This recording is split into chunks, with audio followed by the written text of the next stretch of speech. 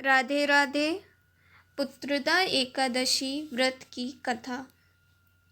महाराज युधिष्ठिर ने पूछा, हे भगवान, आपने सफला एकादशी का महात्म्य बताकर बड़ी कृपा की।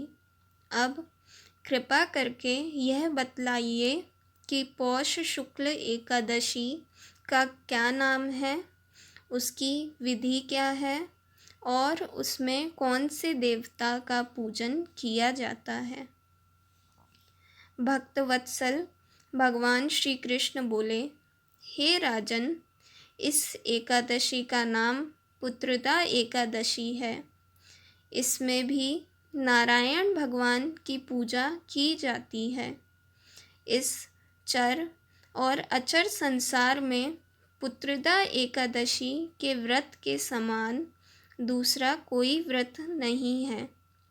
इसके पुण्य से मनुष्य तपस्वी, विद्वान और लक्ष्मीवान होता है।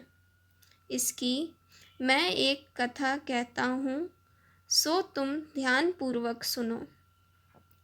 भद्रावती नामक नगरी में सुकेतुमान नाम का एक राजा राज्य करता था।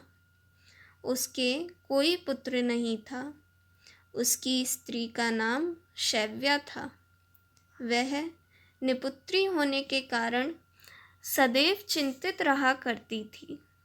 राजा के पितर भी रो रो कर पिंड लिया करते थे और सोचा करते थे कि इसके बाद हमको कौन पिंड देगा।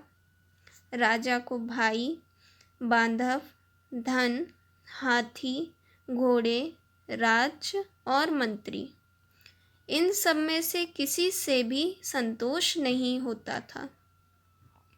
वह सदैव यही विचार करता था कि मेरे मरने के बाद मुझको कौन पिंडदान करेगा।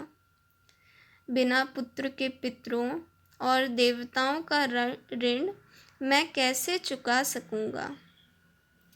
जिस घर में पुत्र ना हो, उस घर में सदैव अंधेरा ही रहता है। इसलिए पुत्र उत्पत्ति के लिए प्रयत्न करना चाहिए। जिस मनुष्य ने पुत्र का मुख देखा है, वह धन्य है। उसको इस लोक में यश और परलोक में शांति मिलती है, अर्थात उनके दोनों लोक सुधर जाते हैं। पूर्व जन्म के कर्म से ही इस जन्म में भी पुत्र, धन आदि प्राप्त होते हैं।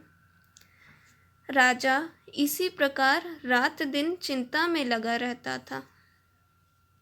एक समय तो राजा ने अपने शरीर को त्याग देने का निश्चय किया, किंतु आत्मघात को महान पाप समझकर उसने ऐसा नहीं किया। एक दिन राजा ऐसा ही विचार करता हुआ अपने घोड़े पर चढ़कर वन को चल दिया तथा पक्षियों और वृक्षों को देखने लगा।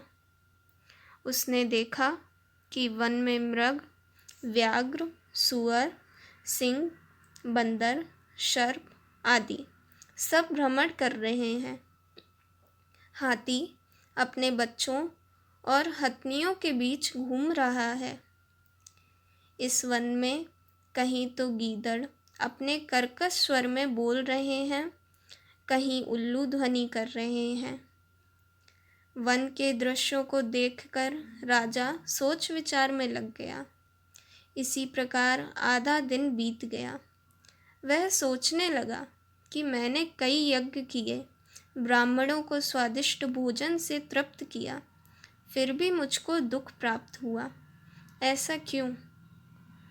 राजा प्यास के मारे अत्यंत दुखी हो गया और पानी की तलाश में इधर उधर फिरने लगा।